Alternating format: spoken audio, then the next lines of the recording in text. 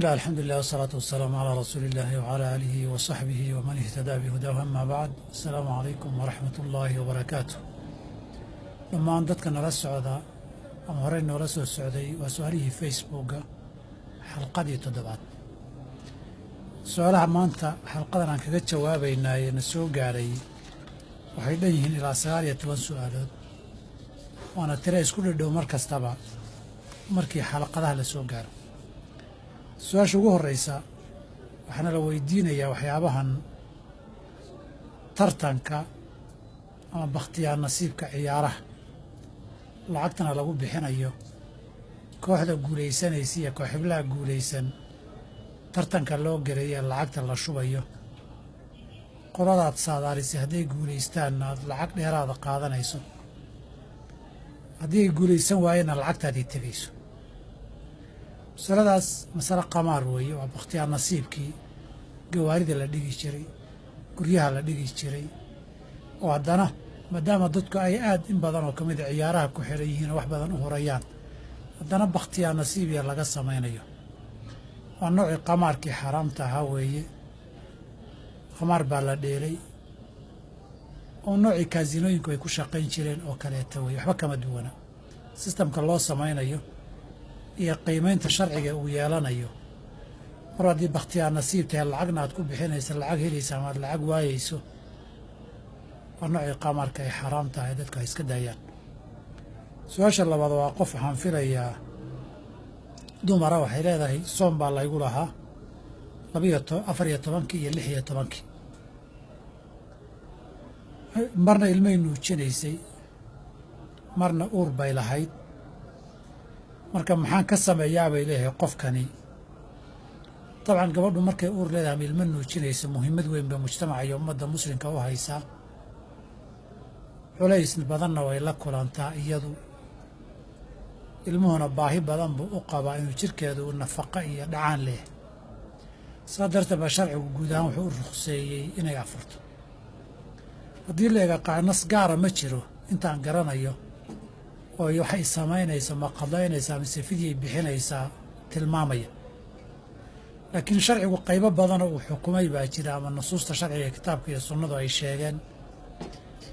oo ah in waxa laga doonayo uu yahay inay qadeeyaan dadkaasoo iyada la xaalada ama u dhow. dadka cudurdaarada sharcigu afurka u oggolaaday ee cudurdaarkoodu wakhti dhammaanayo ama rajo laga qaba inuu dhammaado sida safarka, xanuunnada inta badan, gabadha caadada qabta iyo wixii lamida, dhammaan sharcigu wuxuu ku waajibiyey inay qadeeyaan. gabadha uur kale ama ilmaha nuujinaysa ee sababtaa darteed ama baahi iyadu u qabta ama ilmaha dartii u afurtay, haddii sifada iyo tilmaanteeda la eegaay cudurdaarada dhammaanaya bay ka mid tahay. saa darteed bay culammadu u badan yihiin, anigana saxda ilaah in laga doonayo inay qadayso. su-aasha saddexaad waxayna weydiinayaa qofkani qiso dheer weeye, sheeko aad u fara badan oo dheer weeye. warka nuxurkiisu, nin baa qof dumara guursaday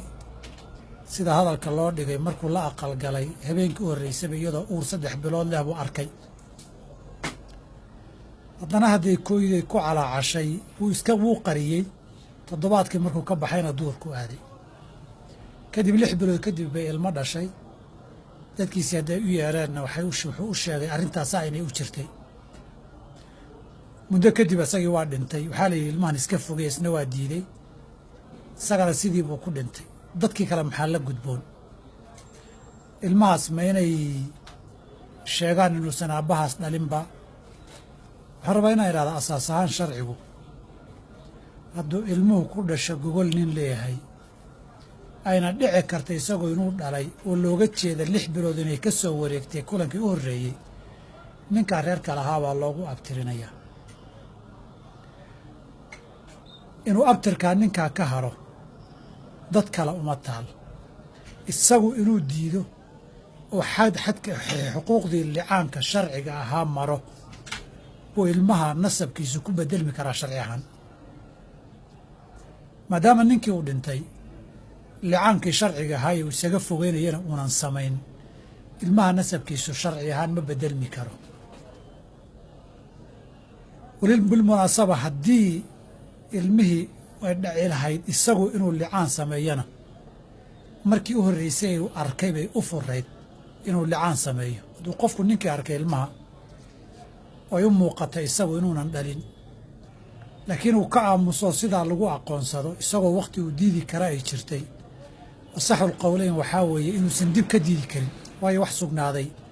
lagama dabategi karo fursaddii uu ku inkiri lahaa ee licaan ku mari lahaana wuu dayacay markii hore isagaaba diiday inuu iska fogeeyo wuxuuna ku dhintay isagoon licaankii dariiqii keliya ee sharciga ahaa ee uu kaga hari lahaa nasabkuna aan samayn dadka qaraabada iyo ahalku wax kaloo u furan ma jiraan shakiga iyo tuhunkaasina nasabka ilmahana marra ma saarayo oo laguma fogeyn karo wax xugun oo sharciga badan oo ka dhalanayana ma jiro su-aasha afraad wuxuu leeyahay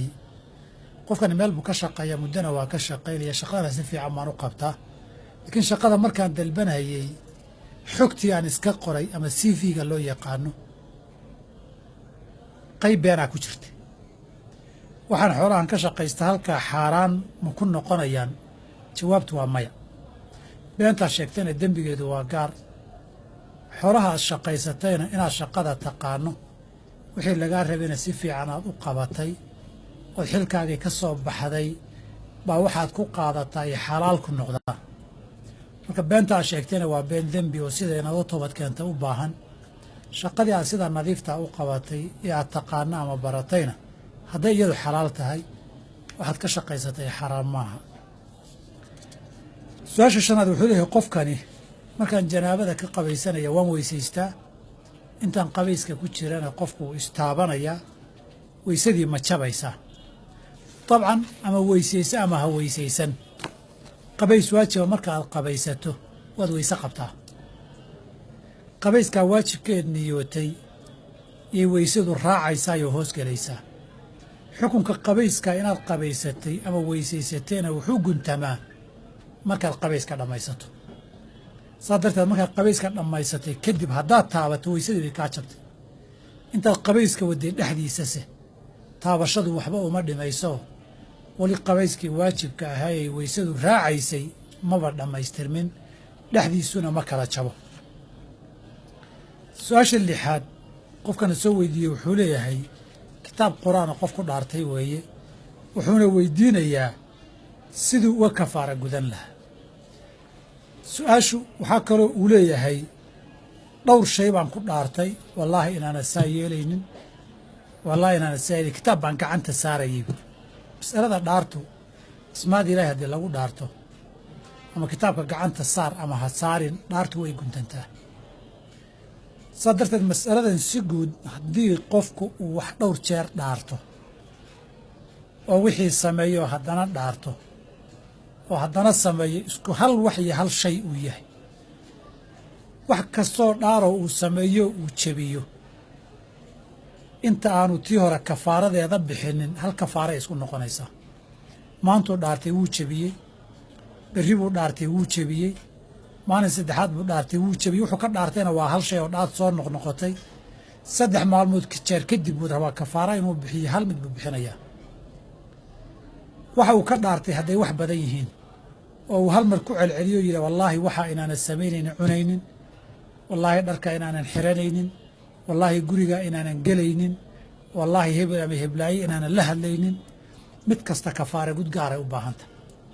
waayo acmaal kala duwan oo mid waliba dhaar la xiriirta wey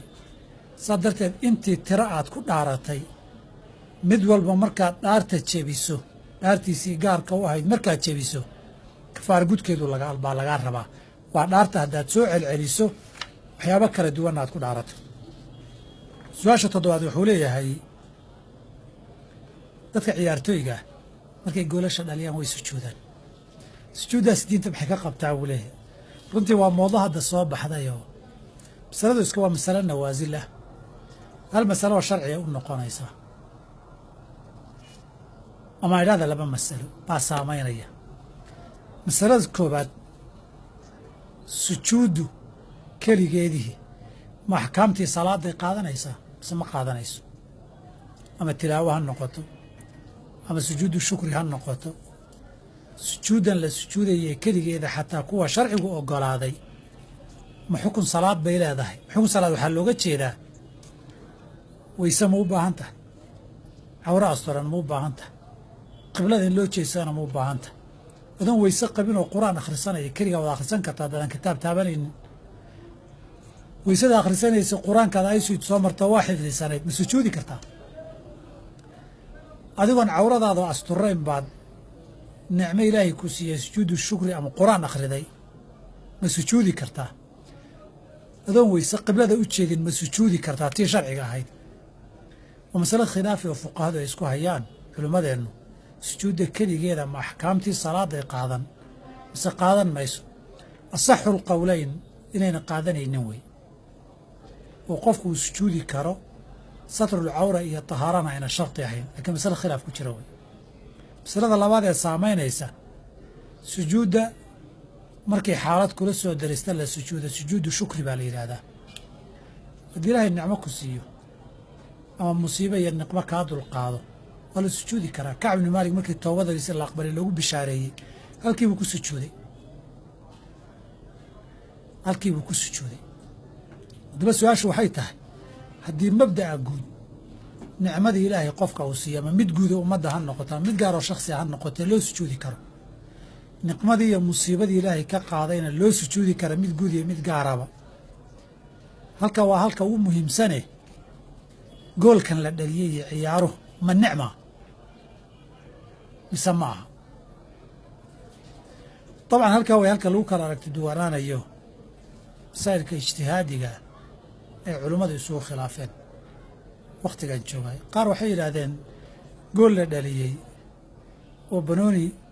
harag iyo laastig hawe laga buuxiyey shabaq xiran iyo 2 bilood dhexdood lagu tuuray nicmo mudan in loo sujuuda ma aha qaarna wayba sii fogeeyeen waxay yidhaahdeen macsiyo weeyo macsiyadda ilaahay loogu mahad celinayo shukri loo sujuuday ma jiro qaarna waxay yidhahdeen waa nicmo nicmadu waa wixii ku farax geliya niqmaduna waa wixii aad kuu muruga geliya arrintiisuna waa nicmo weyn aad baa loogu farxa qofka iyo taageerayaashiisii iyo dadkiisiiba in lagaa dhaliyo laga adkaadana waa musiibo weyn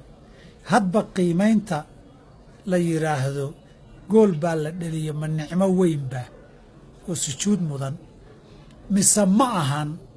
bay ku xiran tahay sujuudda ay dadka ciyaartooyga sujuudayaan ma bannaan tahay mise ma bannaana masaa'ilka nicamkuna waxaan waa nicmiya ma aha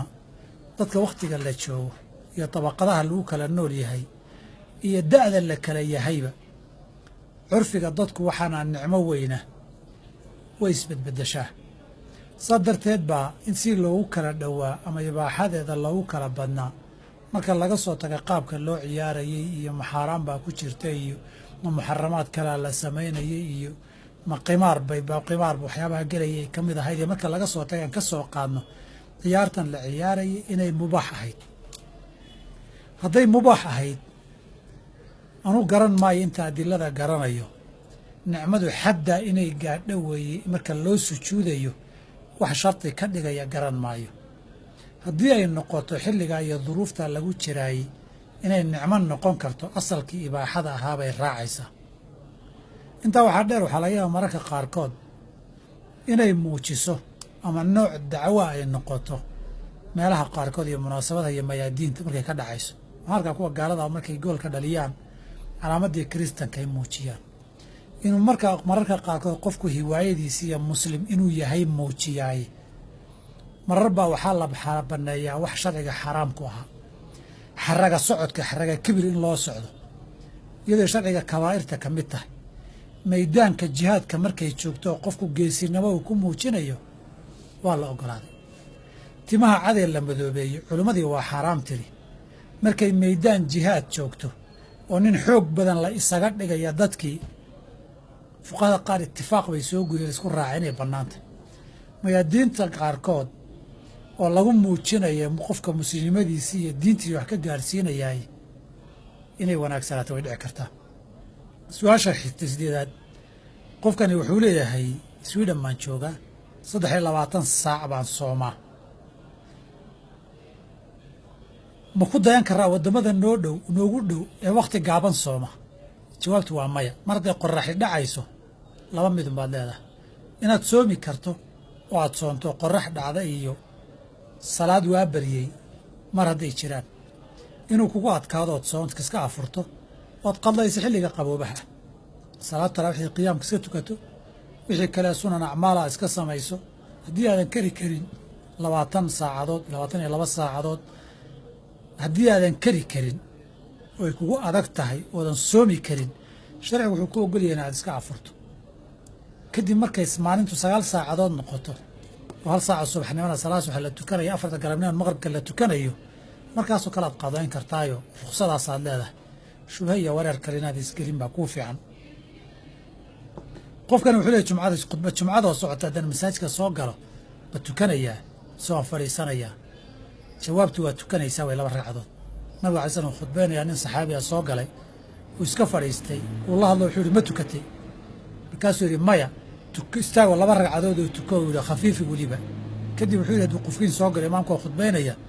2 ragcadood ha tukado hana khafiifiyo sadarta 2 ragcadood oo tahiyatul masjid oo fudud wad khafiifinaysaa tukanaysaa intana waa loo goliya gabadh meeshana waxay leedahay nin baan kala tagnay waxaan ku lahaa lacag $1,000 oo deyn aan ku lahaa markaan kala tagnay kadib ayaan rinay lacagtii deynta aan kugu lahaa isagana wuxuu yiri daadaa kala taga keenay ku siin maayo waa ii diiday muddo kadib ayaan ka deynsaday lacag $500 isagoon xasuusnayn intii horena dhaxmartay markii waqtigii deynta la gaaray ayaan ku yiri kun baan kugu lahaaye kunkaygii baan $500 u qaadan shanta kalena way aakharan kugu deystay ma aakharan ku qabsanayaaba bas aakhir ilaahay dartii baan ku cafiyo ma garanay qaabkaas ka waran qofka haddii xoolihii deensatay lacagta isaga ay ku lahayd lacagtii aan kugu lahaa u qaaday inuu qofku yiraahdo way bannaan tahay way laba xaq baa ku kala maqan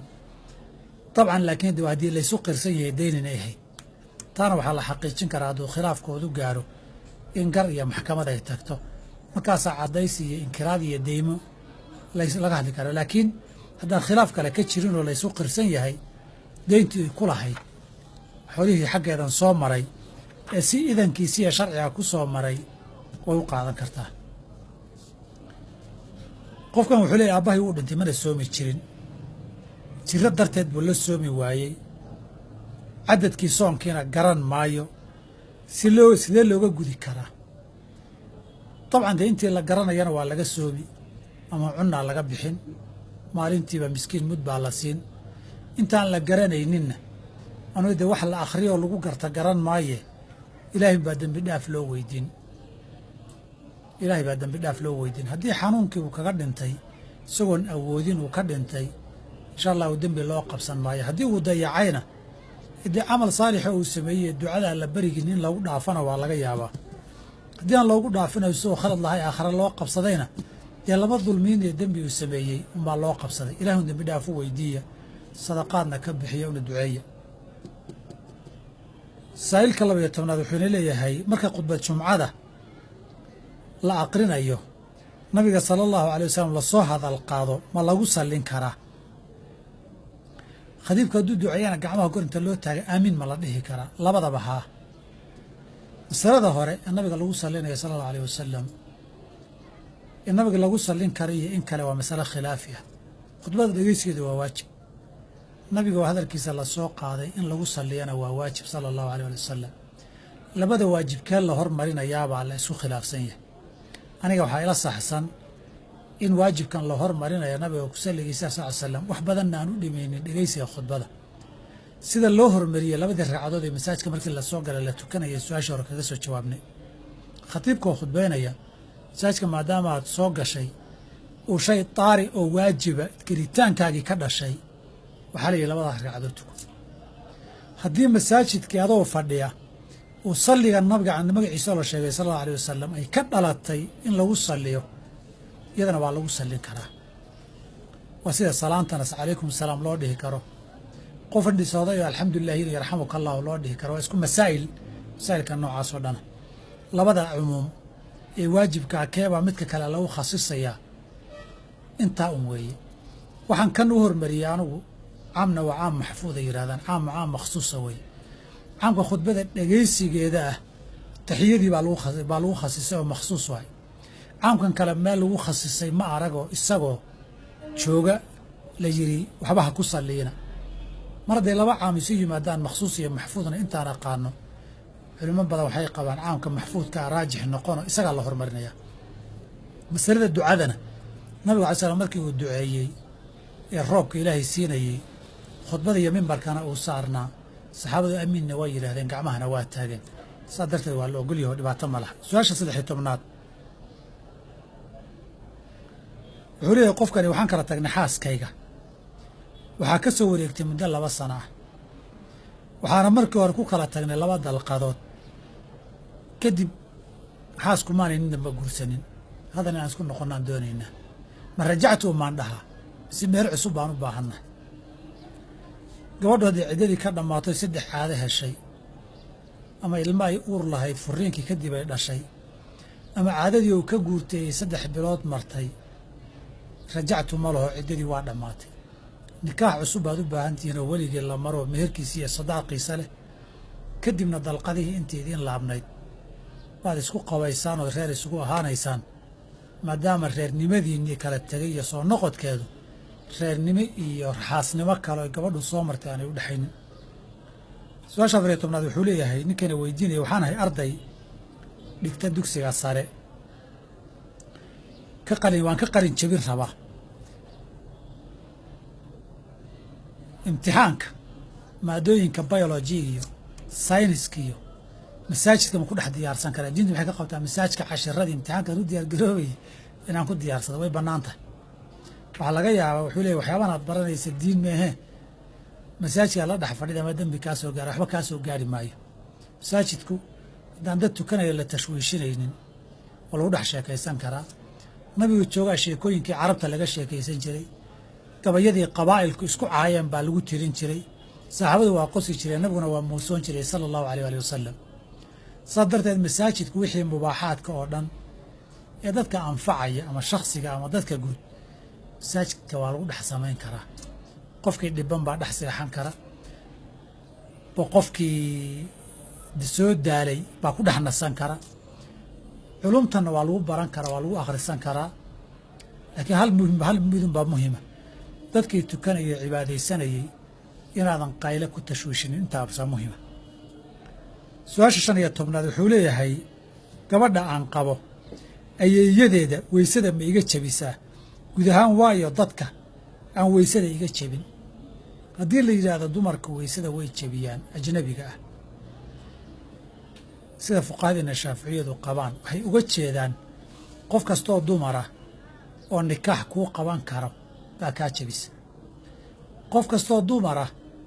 oo aan nikaax kuu qaban karin dhalasho ama xididnimo ama nuugma darteed uu nikaax kuugu qaban waayena weyse kaama jabiso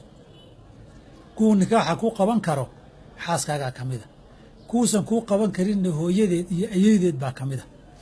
marka ayeydeed weyse kaama jabiso marka laba u fiirso hooyadeed kaama jabiso ayeydeedna kaama jabiso cinda asxaabina shaaficiyada iyadu laakiin way kaa jabisaa maxaa yeelay iyadu meherkaa kuu qabta waxaana caddaynaya meher inuu kuu qabto inaad haddaba qabto kan kuu qabtay baa caddayno laakiin mar haddaad iyada guursatay hooyadeed meher dambe kuu qaban maayo ama wada jooga ama kala taga ayadeedna waa sidoo kaleeto saas darteed dadka uusan meherku weligaa kuu qabanaynin weysana kaa jabinayaa jira saas darteed baynu u niri weysada waxaan kaa jabinin shaaficiyada waxaa weeye dadkaan meher kuugu qabanin dhalasho ama nuugmo ama xididnimo dumar waxaa jira aan weligood meher kuu qabanaynin xataa hadday madax bannaan yihiin oon la qabin weysadana kaa jabiyo ajaanibka ah kow waa qof dumarahoo aada licaan ku kala tagteen reer bay soo haydeen licaanku weligiin xaaraan baad kala noqonaysaan weligeed xaaraan baad kala ahaanaysaan haddana ajnabi bay kaa tahay waa xaalad gaara su-aasha lixii tobnaad wuxuu leeyahay waxay soo korisay ayeydii aabbahay hooyadiisa waxayna ii sheegtay mararka qaarkood markaan ooye inay nuujin jirtay ama naaska afka ii gelin jirtay hadda waxaa jira gabdhahay ayeeye u tahay oon aniga ilma abti iyo ilma adeerna oo eedooyinkay iyo abtiyaday dhaleen gabdhahaas kama kay asturaan gabdhahaasi xalaal ma yihiin dabcan waxay ku xihan tahay ayeeyada qadarka nuujinta ay ku nuujisay qadarkii ridaaca wax ku xaaraantinimeynaya ma tahay mise maaha 5 radacaatin macluumaatin yuxarimna ayeeyada haddii caana ku nuujisay 5 jeer oo kala duwanna ku nuujisay marna waa ayeeyada marna waa hooyada adeerkaa iyo eedada marna waa adeerkaa iyo eedada markii abtir iyo nasab la yidhahdo marna waa walaalaha saa darteed carruurta ay dhaleen marna ilma abti ilma adeer baa tihiin marna adeer iyo abti baad u tahay hadday mar adeer iyo abti noqotay nikaax kuuma qabto maxaarimna way ku yihiin oo bintul akhi min aradaacati wey aflax bulqucays markuu caaisho u yimid inuu soo gala dabcay diiday wuxuu yidhi nahadh abulqucays xaaskiisaa ku nuujisayo abuuka min aradaacati waana walaalkii baana waxay ku tiri aniga qof dumara ay nuujiyey walaalkay ma nuujin goortuu nabigu yimid bay u sheegay sal slam wuxuu yidhi waa adeerkaaye u ogolow inuu maxaarimteeda ka mid yaho booskii aabbihii cam min aradaaca yahay buu u sheegay adiguna cam min aradaaca tay haddii shardiga buuxisay haddaynan buuxinin shantiina waxaa maxram kumiha kaa iska asturaan guurna waa isu xalaal baa tihiin xilliga usuf qiimo fadli badan in la akhristo adkaarta sabaax iyo masaa subax iyo galab xilliga ugu fiican subaxu waa salaada subax marka la soo gasho iyo qoraxdu intaynan soo bixin weye xilliga ugu fiican subaxa la akhristo tan kalena waa la ysku hayaama maqrib kadib baa ugu fiican mise waxaa ugu fiican casarka kadib aniga waxaa ila raajixa maqrib kadib baa ugu fiicanoo xadiid culammada qaarkood dacfi ay ku sheegeen baa tilmaamaya ducada ku daraya wa aswaatu ducaatika kuwii kugu yeeraya dhawaaqooda aadaanka looga jeedo dacfi ha ku jire kaladee waxaa dacfi ku yeer jira xataa maba laha intaan garanaya wakhtiguna waa u furaya su-aasha 18 wuxuu leeyahay ninka ragga ah ma ku wareejin karaa awooddii furiinka qof kale qisuu sheegayaa markaa kadiboo xaaskii hore ay kala tageen bay rabaan inay isku noqdaan iyadana shardi waxay uga dhigtay inuu qof kale ku wareejiyo talaaqiisi oo wakiisho marka midna mabda'a guud baan ka dhihi midna qisadan aan ka dhihi qofku wuu wakiilan karaa waxaan shardigan hadda lagu xirayaan rabaa inaan idin raahdo hadduu yidhahdo waan wakiishay markhaati ka ahaw markii meeshii aad u soo fadhiisataanna qof kale uu u sheegoo yidhahda wakaaladii waan ka noqdee markhaati ka ahaw wakaaladii khalaas waa buraysaayo waa jajabaysaa dhaqanku wilaayaa qofka nikaaxay baa qof kale la wakiishay furiinkii baa loo wakiishay wax macno weyna ma sameeyo hadda ay sanfacaysaan dhibka iska daayey su-aasha ugu dambaysa hadday aabbaha iyo hooyaday kala tagaan aabbana uusan rabin in hooyo la joogo hooyana sidoo kale aysan rabin inaan aabba la joogo yaa xaq u leh inaan la joogo midkoodeebaa xaq leh dabcan laba qof oo xumaan ku kala tago ilmaha isku ximinayaa ka muuqata hooyana aabba lama joogi kartid bay leedahay aabbana hooye lama joogi kartid bay leedahay qofka waxaan kula talin lahaa haddii meel dhaxa way labadaba raalli ka yihiin aad tegi karto oo degi karto meeshaa dhexdaa tag mid walibana sidiisa gaarka u xidhiiri hana is ogeysiinin goorta kan aad u tagtay iyo goortaad kan soo salaantay iyo midkood waxaa tartay midka kale ha la soo qaadin hana kala hadlin waayo iyagu wixii ka dhexeeyana waa u gaar adigana mid walba xaqii waalidnimadu kugu leeyahay hadday taa suuroobi weydo middaasi hadday suuroobi weydo waxay ku xihan tahay hooyadu nin kale ma guursatay mise maanay guursanin hadday nin kale guursatay joogista aabbahaa mudan haddaynan guursaninna hooyana la joog aabbana ka warqab ama labadaba la joog waxaan uga jeednaa fuqahadu waxay ka hadlaan wiilashu markay yar waaweynaadaan cabsina u baahan yihiin daryeel gurina u baahan yihiin habeenkiina hooyadood bay la joogayaan maalintiina aabbahood bay la joogayaan maalintii tarbiye iyo adayg iyo waxbar iyo canaan bay u baahan yihiin habeenkiina gogosha iyo cuntada loo hagaajiye iyo caafimaadkooda laga warqabay u baahan yihiin tanna guri joogna hooya u ron tarbiyeyn iyo mustaqbalkooda iyo waxbarasho iyo kacabsi iyo canaanna waa aabbaha u ron marka kula heshi hadday suuragal tahay labadooda ina adaan kula joogaya ina adaan kula joogayaaye anigana hay cadaabin oo hay wareerinina tolka iyo qaraabada iyo dadka waxgaradka tala la wadaag hana kula furdaamiyaan intaasaan ku gabagabaynaynaa maanta ilaa xalaqada sideedaad ee dambe wasidaa iyo nabadgelya wassalaamu calaykum waraxmat ullaahi wabarakaatu